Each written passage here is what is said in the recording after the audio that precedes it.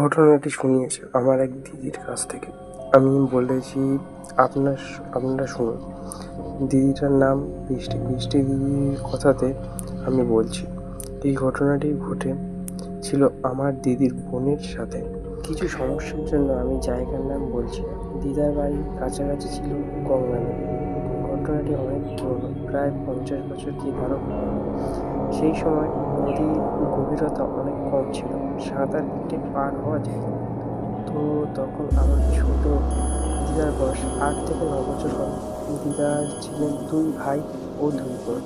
দিদার ভাই বোন সই বন্ধু বান্ধবরা স্নান করতে যেত গঙ্গাতে। এখানে একটা কথা বলা দরকার, দিদির গ্রাম সহ আরো অনেক কয়েকটি গ্রাম তখন শ্মশান ছিল না। সেই জন্য যদি কেউ মারা যেত তাকে নদীর ধারে যে কোনো একটি জায়গায় পুড়িয়ে দেওয়া হতো। আর যদি কেউ অপঘাতে মরত, যেমন ধরো বিষ খেয়ে গলায় দড়ি দেওয়া, তখন তাদের মুখে আগুন দিয়ে গঙ্গার জলে ভাসিয়ে দেওয়া হতো। আবার কোনো কোনো সময় সেই মৃতদেহ নদীর পাড়ে চলে আসতো। এই কারণে দিদিকে মা এইসব কারণে গঙ্গাতে স্নান করতে আসতে দিতেন না। একদিন ছোট দিদাকে তার কিছু বন্ধু বান্ধব ডাকতে আসে স্নান করতে যাওয়ার জন্য। বাড়িতে স্নান ছিলেন না। এই সুযোগে ছোট দিদা বেরিয়ে পড়েন স্নান করার জন্য তার বড় দিদিকে জানিয়ে। নদীতে সবাই নেমে সাঁতার কেটে নদীর পারাপার করেন। হঠাৎ করে ছোট দিদা লক্ষ্য করেন দূর থেকে কিছু একটা ভেসে ভেসে আসছে। দিদা দাঁড়িয়ে পড়ে এবং দেখতে থাকে অল্প স্রোত সেটা কি ভেসে আসছে। কিছুক্ষণ পর ছোট দিদা বুঝতে পারেন একজন মানুষ ভেসে ভেসে আসছে।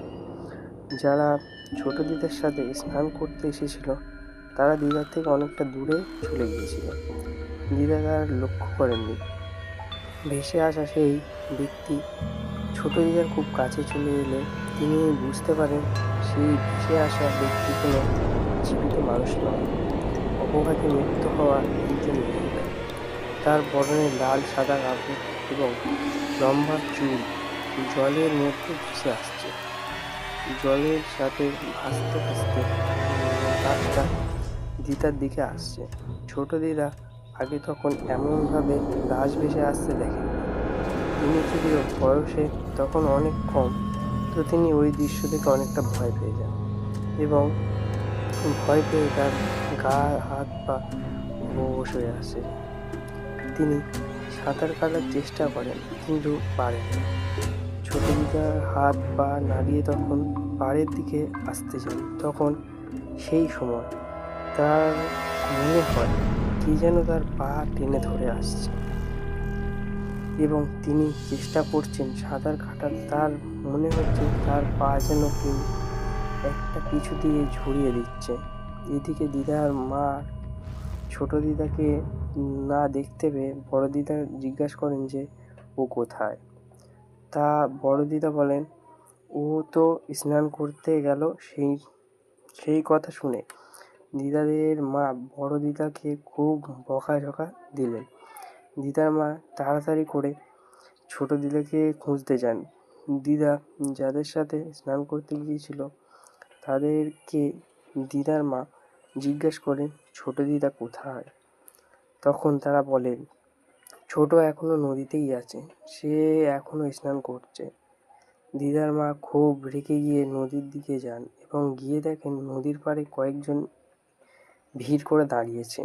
দিদার মা সেখানে যখন যায় ভিড় ঠেলে ভিতরে ঢোকে এবং দেখতে যে ছোট দিদা অজ্ঞান হয়ে মাটিতে পড়ে আছে।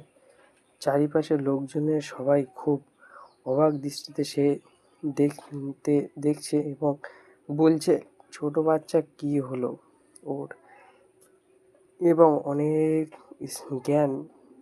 জ্ঞান ফেরাবার চেষ্টা করছেন। কিছুক্ষণ পর চেষ্টার ফলে ছোট দিদার জ্ঞান ফেরে। ছোট দিদাকে বাড়ি নিয়ে আসা হয় এবং বিকাল থেকে দিদার খুব জ্বর।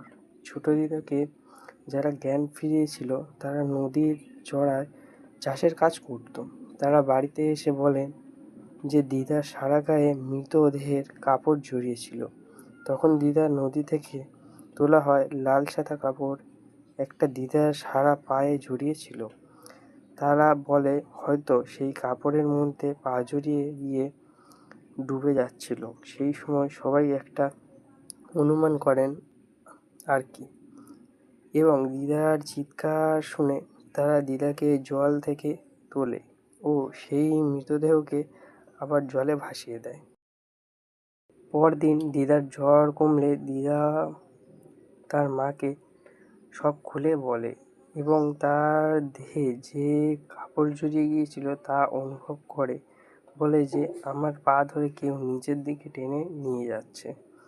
তো এই ঘটনার পর দিদার প্রচণ্ড জ্বর আসতো, 15-16 দিনের বেশি জ্বর থাকতো, ওষুধ কোনো কাজ করেনি।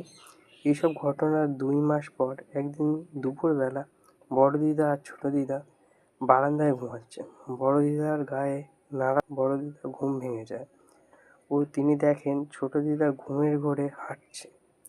আর ছোট দিদার উঠানে দিয়ে যে নদীর দিকে যে রাস্তা, তা দিয়ে সেই রাস্তার দিকে পা বাড়িয়েছে এবং পা বাড়িয়ে দৌড়াতে শুরু করেছে এবং বড় দিদার ভয় পেয়ে উঠে বললেন, এই দেখো ছোট দৌড়াচ্ছে। সবাই শুনে এইসব চিল্লামিল্লি শুনে সবাই ছোটোর পিছু নেয়। তবু ছোট দিদা খুব জোরে দৌড়ে নদীর কাছে গিয়ে ঝাঁপ মারবে, সেই সময় সবাই গিয়ে দিদাকে ধরে ফেলে এবং ধরে তাকে সবাই মিলে সেখান থেকে তুলে আনে। দিদা বাড়ি নিয়ে আসার পর চোখে মুখে জল দেওয়া হয়। দিদার মাঝখানে অজ্ঞান হয়ে গিয়েছিল, অজ্ঞান ফেরানো হয় এবং তাকে জিজ্ঞাসা করা হয়, তুমি নদীর ধারে কেন গিয়েছিলে? কিন্তু দিদা বলেন তার কিছু মনে নেই, কেউ সেখানে গিয়েছিল। তো এই ঘটনার পর অনেকবার ঘুমের ঘোরে দিদা নদীর পাড়ে ছুটে গিয়েছিলেন। লোকজনের চোখে পড়ায় অনেকে ছোট দিদাকে বাড়ি দিয়ে এসেছিল। এই সব ঘটনার মাঝে দিদা বহু তান্ত্রিক দেখানো হয়, কোনো কাজ হয় না। একদিন ভোরে উঠে ছোট দিদাকে কোথাও খুঁজে পাওয়া যায় না। চারিদিকে খোঁজা শুরু হয়, কিন্তু কোথাও ছোট দিদাকে খুঁজে পাওয়া যায় না। দিদার মা সবাইকে জানায়, সবাই ছোট দিদাকে খুঁজতে নদীর পাড়ে যায়, কারণ সবাই ভেবেছিল যে হয়তো নদীতেই গিয়ে দিদাকে পাওয়া যাবে। দিদা আর ফেরে না, দিদাকে খুঁজে পাওয়া যায় না। পাশের গ্রামের একজন আত্মীয় দিদাদের বাড়িতে এসে জানায় যে তাদের গ্রামের কয়েকটা গ্রাম পর একটা কম বয়সী মেয়ের মৃতদেহ ভেসে উঠেছে, তারা যেন একবার গিয়ে দেখে আসে। এই কথা শুনে ছোট দিদার বাবা ও বড় দাদা সেই গ্রামে যায় এবং গিয়ে দেখে মৃতদেহটা ছোট দিদার। এই দৃশ্য দেখে ছোট দিদার বাবা মা ও দাদা ভেঙে পড়ে এবং তার মৃতদেহ বাড়িতে নিয়ে আসে। ছোট দিদার এই মৃত্যুর ব্যাখ্যা কেউ দিতে পারেনি। দিদির কাছ থেকে শোনা ঘটনাটি আপনাদের যদি ভালো লাগে তাহলে লাইক সাবস্ক্রাইব করুন। দেখা হচ্ছে পরের ভিডিওতে।